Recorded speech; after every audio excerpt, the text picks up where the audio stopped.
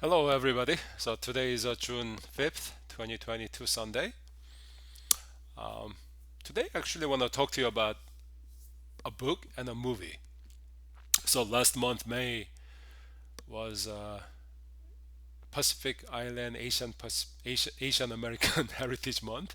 I don't know exactly what the official title is, but yeah. So May was celebrating the heritage and history of many Asian Americans and Pacific Islanders in the U.S.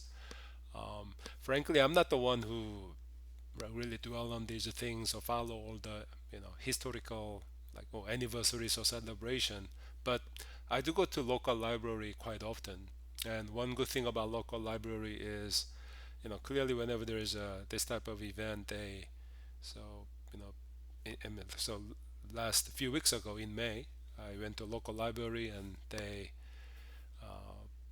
had a big sign for the Asian Pacific Islander Heritage Month, and they display the books and movies related to that.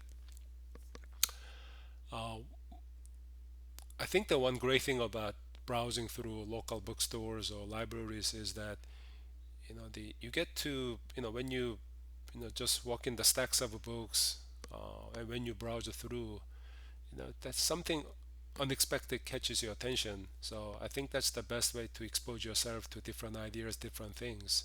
If you only buy things from online like Amazon, you know clearly that you only go there to just to read the stuff that you've been reading all your life, right? Whatever. So nothing wrong with it, but I think that I really think that physically browsing through local bookstores and libraries is at least to me it's the best way to read or know about something that I haven't thought about.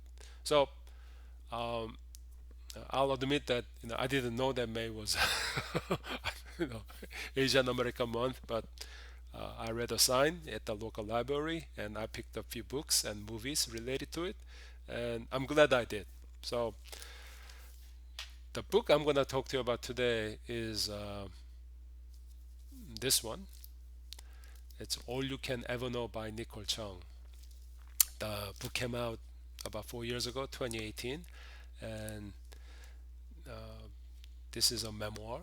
So Nicole, I believe she was born in like early 1980s to a Korean immigrant family, but in the U.S. So she was born in the U.S. and but for the reasons described in the book, that she got adopted by a loving white family as soon as pretty much like in the couple months after she was born. And so the book talks about the struggles she went through as an adoptee, Asian adoptee in a white family in pretty much 100% white town in Oregon. Eventually, she goes away to college and gets married, have on children, and through the process, she reflects on her upbringing, and she tries to search her birth parents. And every family has their own complicated stories, so she gets to learn about her birth family, and eventually she gets connected to I guess happy ending is that she finds her full sister, older sister, and that clearly they found a great relationship, and she literally found a long lost sister. So I think that's great. But to me, that clearly my own family, my parents had their own issues, their own struggles. Our family came here when I was 16, and I struggled, clearly in early days with my limited language ability, and so I was able to relate to many things that she went through. Um, but I guess more than that, I think the one that really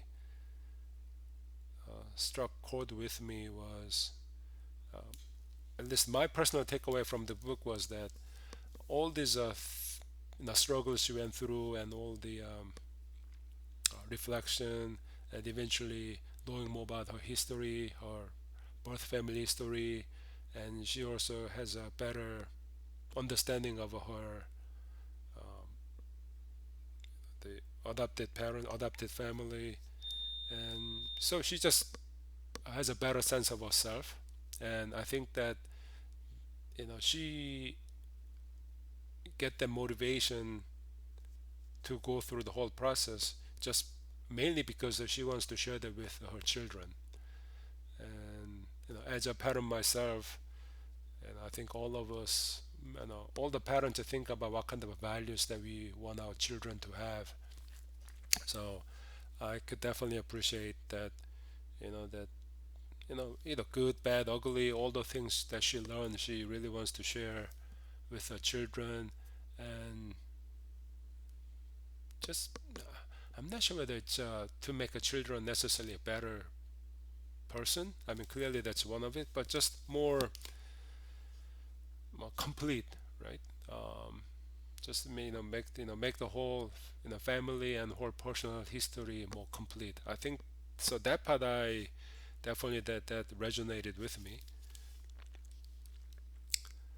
Um, the book came out about 4 years ago, and I didn't know about this book at all. But thank you to my local library, and I really enjoyed reading it. And I'm this book might be a little too difficult for my 13-year-old, but then again, you never know. So I really want my daughter to read it, and for whatever it's worth, I think that if you can, you know, she can just enjoy the book. That's fine. Or if she has a better appreciation of other Korean Americans in a different time, in a different situation, but maybe that she could relate to a few things, you know, and maybe that some of the challenges she might encounter in the future, if she could handle it better. I think it's well worth it.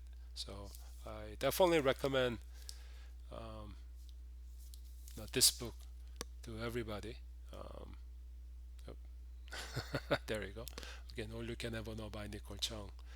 And you can see the classification done by the local library, right? So let's move on to the movie. So the movie is this one, Better Luck Tomorrow by Justin Lin. So Justin Lin, for those of you who are big fan of Fast and Furious franchise movies, yes, he's the same director.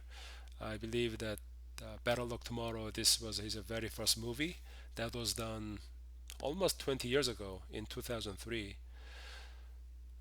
So this movie is about this bunch of Asian high school kids, I think in California, in their senior year, and going through the usual struggles, study, friendship, love interest, but also that these kids are really acting out, and they get into some serious crimes. So the story was pretty interesting, and also I noticed that there are a couple of now they're pretty famous actors. John Cho, who started in Harold and Kumar and Star Trek movies, he's in here. I think this was his very first movie, and also uh, Sung Kang. He plays Han in the that the cocky driver in the Fast and Furious. So he's actually in this movie, and it's the same character. I didn't realize that it was the same character. So Justin Lin, in a way, created his own movie universe where Han get into these starts with a petty crimes, serious crime eventually, and then obviously he shows up in the Fast and Furious movie world, but it's the same character. So I thought that was pretty cool. Um, I mean, to me, that the um,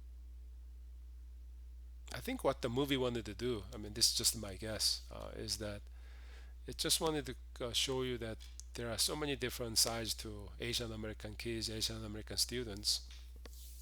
Um, but I mean, obviously, I knew that. I mean, I had a lot of friends who get into not necessarily serious crimes, but they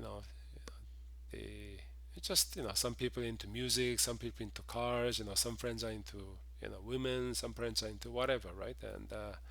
And everybody has their own issues and different sides, and you know, that's true with anybody. That's what we are as a people. That that's why everybody is different.